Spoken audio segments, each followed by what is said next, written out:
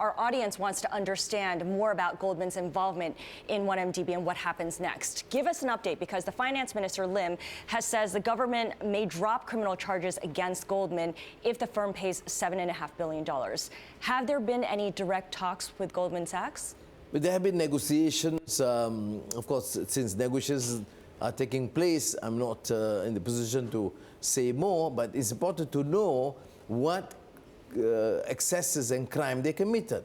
I mean, to obtain $600 million commission and then to execute the bond and then 2.6 billion return for Najib to play out according to his own personal whims and fancies. This is, of course, not something which is normal. It runs contrary to all financial rules and regulations. Now, whether we can achieve finally the settlement of 7.5 billion or not will depend on the stage of negotiations. But I think I support the position of the government now. We will not compromise. They have not only stolen the money through commissions, but they have helped to destroy the economy and the confidence in the system. You said $7.5 billion or not. Is that $7.5 billion number a justifiable penalty, given that the entire bond deal was for $6.5 billion and Goldman's take was a fraction of that?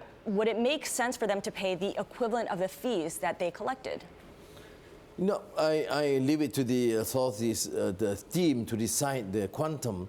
But what is important to realize is that they were complicit to the crime.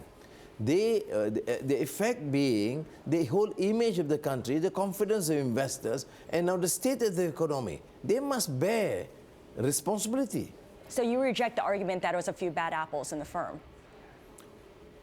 Well, for such a figure, and probably the highest commission they've got, is not feasible or tenable to assume that the higher and top personalities in Goldman Sachs is not aware.